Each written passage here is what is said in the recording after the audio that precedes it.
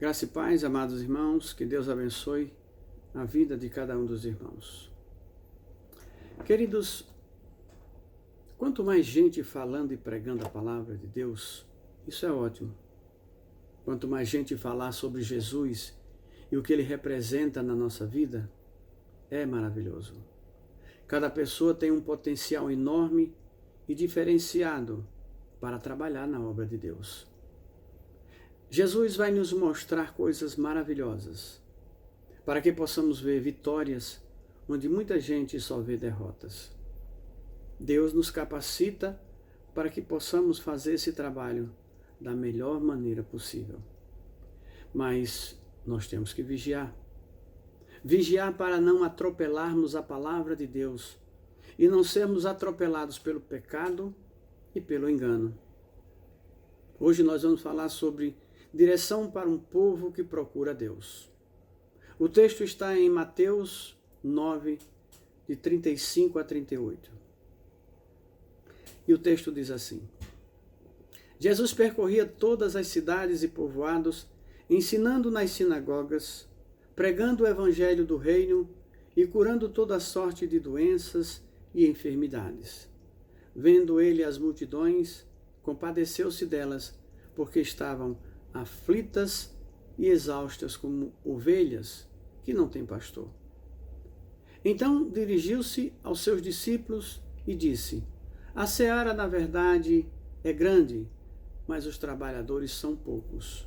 Rogai, pois, ao Senhor da seara, que mande trabalhadores para a sua seara. O campo onde as pessoas vivem, o mundo, é grande e são muitas pessoas. Mas para pregar a palavra de Deus, são muito poucas. Jesus estava dizendo que são muitas pessoas enfraquecidas e abatidas que precisam ouvir a palavra de Deus. São muitas pessoas angustiadas que precisam ser orientadas para não serem destruídas pelo mal. Da mesma forma que existiam poucos trabalhadores naquele tempo, ainda hoje é assim. Mas veja só, queridos, na ânsia de pegar a maior parte dessas pessoas que estão no mundo, não podemos inventar procedimentos que não existem na palavra de Deus. Os cultos são realizados de maneira diferente em cada igreja, mas se nós somos filhos de Deus, nós não nos arrastamos no chão como se fôssemos cobras. Se nós somos filhos de Deus, nós não dançamos sensualmente na casa de Deus, como se estivéssemos em um lugar profano. O que é um santuário? É um lugar santo. A igreja é o santuário de Deus. É onde nós nos reunimos para adorar, para cultuar, para louvar a Deus que santifica o lugar com a sua presença. Estamos confundindo as pessoas com procedimentos errados e o pior, insultando a santidade de Deus. Esses líderes que estão mudando o Evangelho de Cristo, estão separando as bênçãos de Deus, a cura de Deus, o livramento de Deus, de acordo com a semana.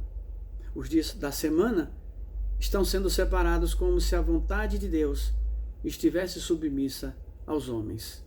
E as pessoas vão para a igreja pegar os seus pacotes. Parece até uma fila de self-service. E os líderes ficam orientando qual pacote que você deve pegar. Meu irmão, essa fila aí é para bênçãos materiais. Proteção e unção é aquela outra fila. Se você quer falar hoje com o Espírito Santo de Deus, não vai dar. Espírito Santo, somente dia de quinta-feira. Queridos, isso não existe. Espírito Santo é todo dia. Bênção e unção e proteção todos os dias. Basta você merecer.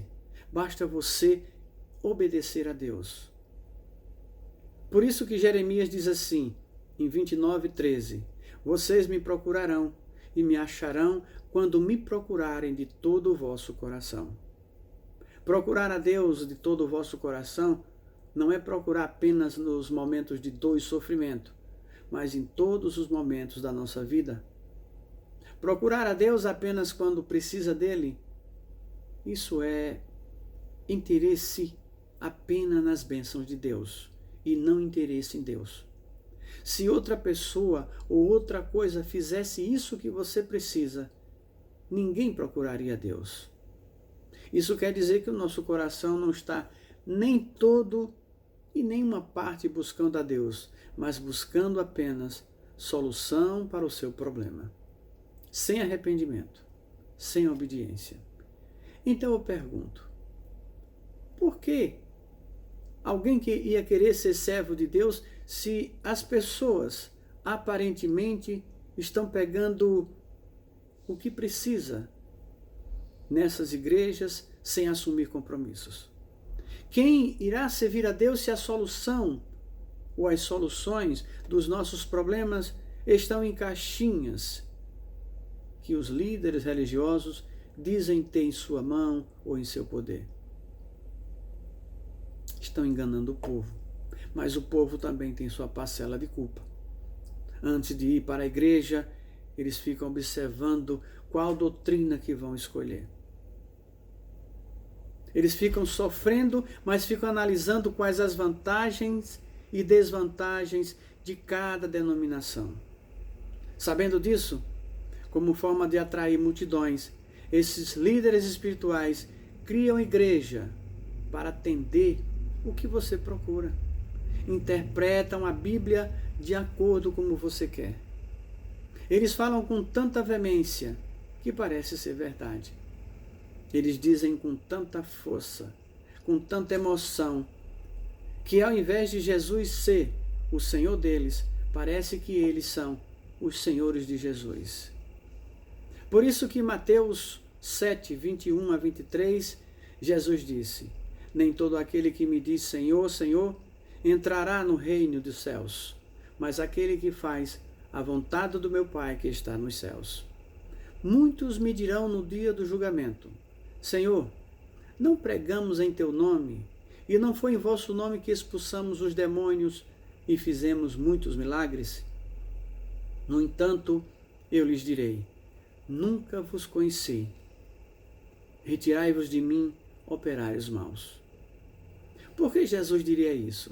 Porque mesmo gritando e usando o nome de Jesus, essas pessoas estão representando a si mesmo. Operários maus usam o nome de Deus em benefício próprio, enganando o povo. Líderes que não se interessam por vidas, mas por cotas para o seu caderno de lucro. Não estamos em disputa para saber ou para mostrar ao povo qual igreja consegue mais fiéis ou mais milagres de Deus. O amor de Deus não se disputa, porque disputa gera ciúmes e divisões. E divisões, ciúmes e disputa nunca foi e nunca serão ensinamentos de Deus para a nossa vida. O amor de Deus é uma riqueza tão infinita que nós não conseguimos guardar, pois não cabe dentro dos nossos corações.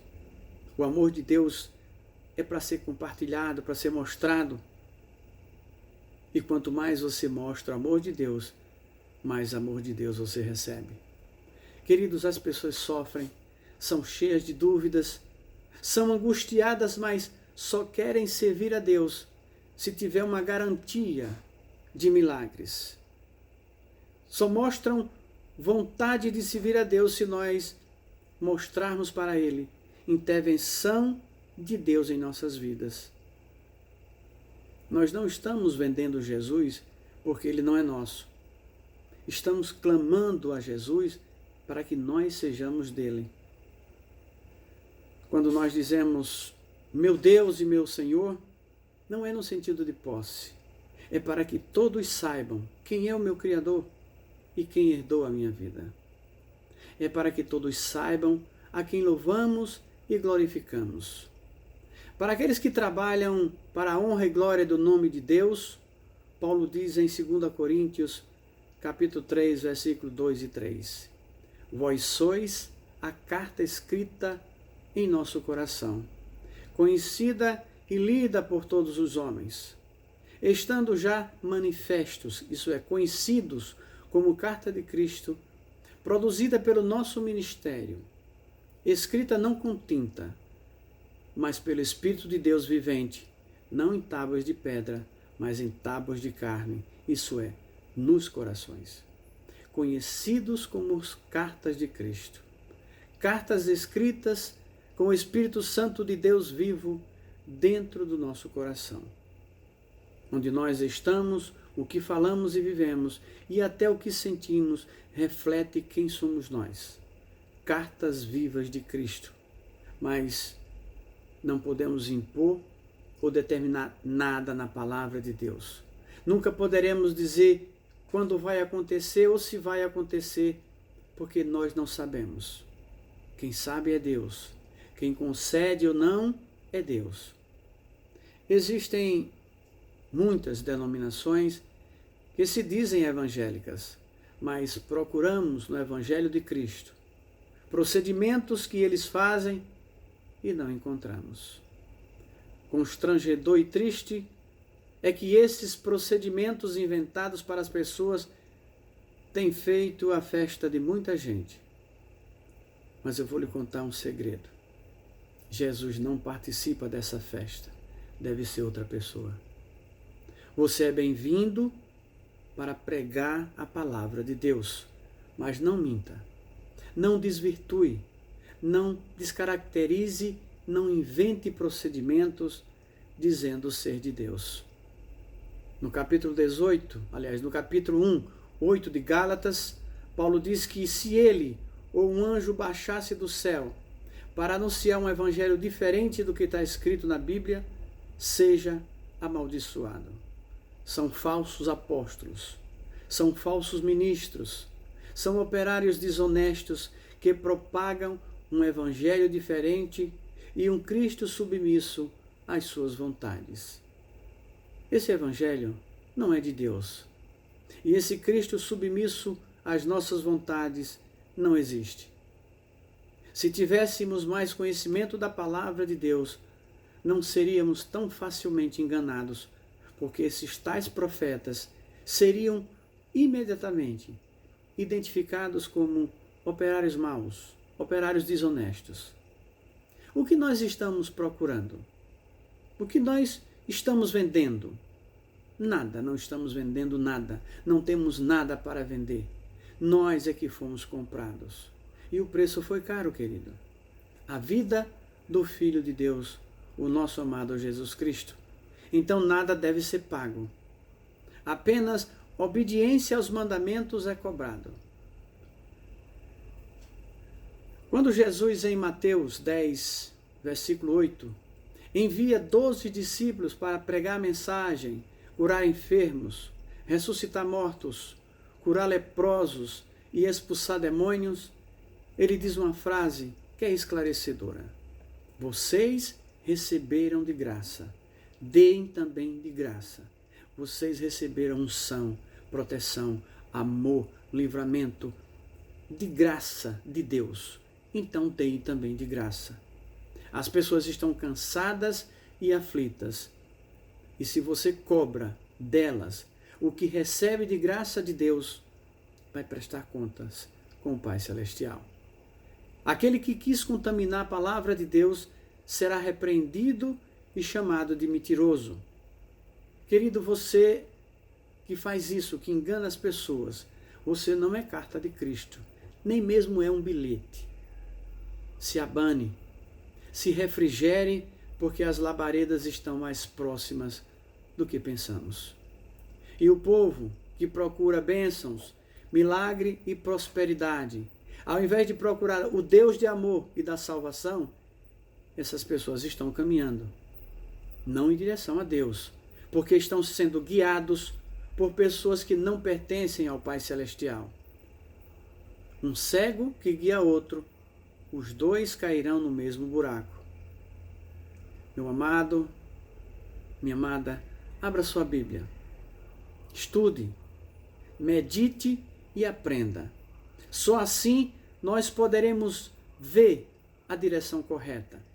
A direção de um povo que procura Deus, Que o Senhor tenha misericórdia de todos nós e nos mande verdadeiros servos de Deus.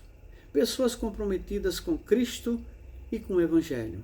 Pessoas que sejam verdadeiros pastores no meio dessa seara tão grande. Que Deus abençoe a sua vida. Amém?